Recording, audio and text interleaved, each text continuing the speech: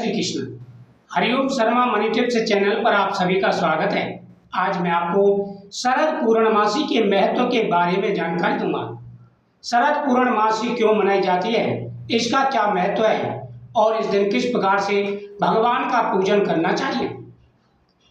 महीने में जब भी पूर्णमासी आती है तो हम भगवान सत्यनारायण की पूजा करते हैं, लेकिन शरद पूर्णमासी का विशेष महत्व है।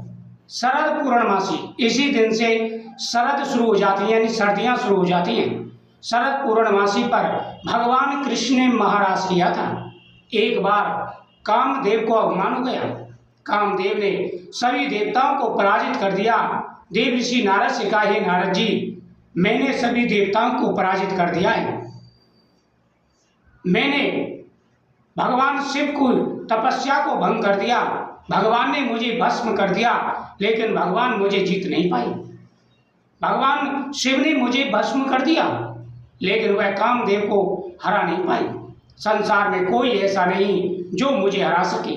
मैंने बड़े बड़े ऋषि मुनियों का भी तप भंग कर दिया है, उनको भी पराजित कर दिया है। इस प्रकार देव ऋषि नारद ने जब कामदेव की बातें सुनी तो उन्होंने कहा, हे कामदेव, तुम चिंता मत करो। द्वापर युग के अंत में भगवान ने जब अवतार लिया है, वह आपके अवमान को जरूर दूर करेंगे। देखो, भगवान कृष्ण ने पूर्ण कलाओं के साथ में अवतार लिया है और वह तुम्हारी इच्छा अवश्य पूरी करेंगे, तुम्हें पराजित करेंगे। कामदेव हंसने लगा। इधर नारद जी ने जाकर के भगवान कृष्ण को बताया। भगवान कृष्ण ने महाराज की व्यवस्था की, जिसमें पुरुषों का जाना वर्जित था। जितनी गोपियां थीं उतने ही भगवान कृष्ण के रूप हो गए, जिसमें भगवान शिव भी गोपी का रूप धारण करके गए, जो इस समय मथुरा में गोपेश्वर नाम से पूजे जाते हैं। भगवान शिव ने भी उस महाराज में भाग लिया था। कहते हैं कि यह रात इतनी बड़ी हो गई थी, 1 साल की एक रात्रि हो गई थी। सभी देवता आकाश से पुष्पों की वर्षा करने लगे। भगवान ने कामदेव को वहां पर पराजित कर दिया। भगवान की आज्ञा से चंद्रदेव ने अमृत की वर्षा की। इस दिन चंद्रदेव पूर्ण कलाओं के साथ में उदय होते हैं और अपने किरणों के साथ साथ अमृत की वर्षा करते हैं। इस दिन मान्यता है कि खीर का प्रसाद बना करके चंद्रदेव के सामने रखा जाता है।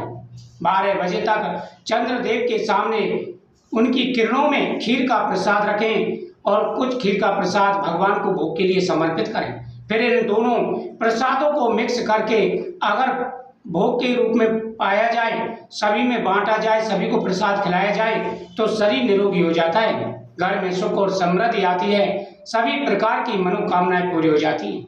शरद पूर्णमासी का बड़ा महत्व है। इसी दिन से कार्तिक मास का प्रारंभ हो जाता है।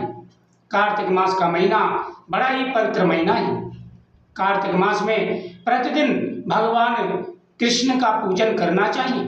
कार्तिक मास में सुबह जल्दी स्नान करना चाहिए। जो भी कार्तिक के महीने में सूर्योदय से पूर्व स्नान करते हैं, भगवान की कथाओं का श्रवण करते हैं, उनकी प्रत्येक मनोकामना पूरी हो जाती है। कृष्णाय वासुदेवाय हरे परमात्मने प्रणतः कलेश नाशाय गोविंदाय नमः। इस दिन सत्यनारायण भगवान की पूजा भी करें। इस दिन पीपल वृक्ष के नीचे दीपक जलाएं। पीपल वृक्ष के नीचे दीपक जला करके पितरों के नाम से वहां पर जल भी चढ़ाएं। इस दिन गौ माता का पूजन करें। इस दिन पक्षियों के लिए दाना डालें और उसके साथ साथ चींटियों के लिए आटा भी डालें। इस दिन दान पुण्य करना चाहिए।